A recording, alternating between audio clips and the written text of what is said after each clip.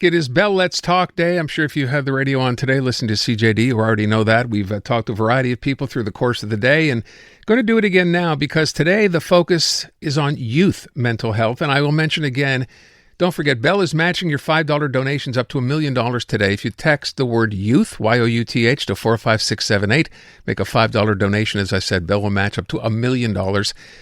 You know, it's one thing to talk about it, and it's another to get a personal story about someone who has lived through something like this, the mental health issue within a family or a friend, and that's what our next guest has had happen. Paul Hollingsworth is a CTV national news correspondent in Halifax. He is on the line. Paul, thank you. I know sometimes these stories are hard to share, but now it's important that they be shared as well. No, well, for sure. Thank you for having me on the show. And after 34 years, I don't say this to be callous. I'm pretty nimble talking about it. Driving through the neighborhoods in Halifax where we grew up, sometimes wounds will open up. But on a day like today, it's a good conversation to have, and I'm grateful to have the opportunity to have it with you. And we are grateful that you were taking the time to have that conversation, because this Bell Let's Talk Day is all about that. It's about having that conversation, starting that conversation, which is so difficult sometimes for so many. So in your particular case, let's go back. You're in university. It's 1991, and you received some devastating news about your brother. So pick it up from there.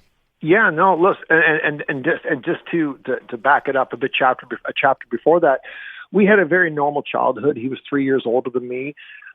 We loved baseball. We were both huge Montreal Expos fans. We'd go to Montreal for numerous summer vacations to watch our favorite baseball team.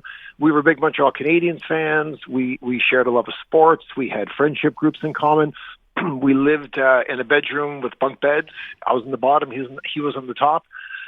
And we had, by all accounts, a normal older brother, younger brother childhood. I saw in the late 80s, mid to late 80s, things started to change a little bit. You pick up behavioral patterns, changes. He was withdrawing from his friendship group. And then he started to get heavily into drugs and alcohol. And, on the one hand, I knew something was wrong. On the other hand, I was just a kid. I didn't know what to do. I didn't have the tools in my toolbox. We didn't talk about things. And I certainly didn't even process the notion of it having a tragic outcome. So I just pretended everything would fix itself and he'd be okay. And the week leading into Christmas in 1991, it was not okay. He took his own life. I had to go to the morgue to identify him. I had to tell my parents, my siblings, my grandparents. And it was very painful. I mean, we can get into what I think are real positive outcomes in my life from that day, but I can tell you to have that in my family and to throw that around the context of talking about youth today, whatever you think the pain of that moment was, multiply it by 1,000. It was truly horrible. I wouldn't wish it on anybody, but I am proud to tell you that you don't come away from an event like that, but you go through an event like that. And if you come on the other side and you empty your heart of grievance and anger and you pursue more productive community-minded outcomes, you can draw some positives from what was truly an appalling tragedy for our family. If we can travel back in time, so you describe a perfectly normal childhood, an idyllic kind of childhood as you describe it, very close with your brother. And when you began to notice the change, would you now, which is of course the benefit of hindsight, have wished you could have talked about it with him sooner? Without question. And it's your question's the best question to ask. It's the most probative question to ask. And it's the question that I have such an unsatisfactory answer because back then I just decided not to do enough. Yeah. I didn't come from a culture. My parents were great people. They've both passed now. But I grew up in a family where they were very strict.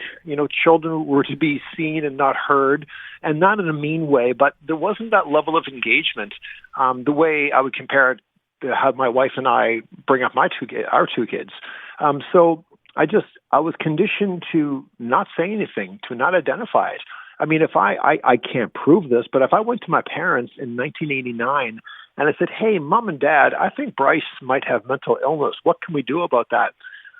They probably would have judged me in a negative way for bringing up such a terrible topic that would have to be not true based on their initial judgment because we just didn't talk about it. There was a stigma. We pushed it aside.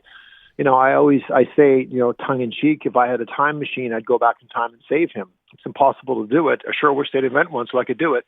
But the truth is, if I knew then what I know now, the work I could have done to help him. But it informs my attitude today when it comes to the work I can do and do in the community. I'm just one person. I'm not a behavioral expert. I'm not a professional advocate. But I do live in a community. I do share space with people, and I try to identify opportunities every single day to talk to people, to support the people, to be kind, to always encourage, to never discourage, and let them know that they are not alone. Yeah. You know, it's wonderful that you're doing that in your community. And obviously on a day like today, it's important to know that you, just as an individual, can do something. It doesn't have to revolve around an entire community. It can revolve just from between two people. And I wonder if it's enough sometimes, and you'd be in a much better position given that you do this now, Paul, if it's just okay when you begin to notice that things are different, that things are beginning to change, and simply ask the question, are you okay? Without question. Speak up. If you think someone needs help, Aaron, offer them help.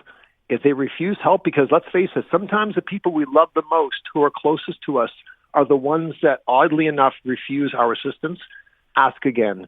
But take it one step further with your friendships, with your relationships, with your micro relationships.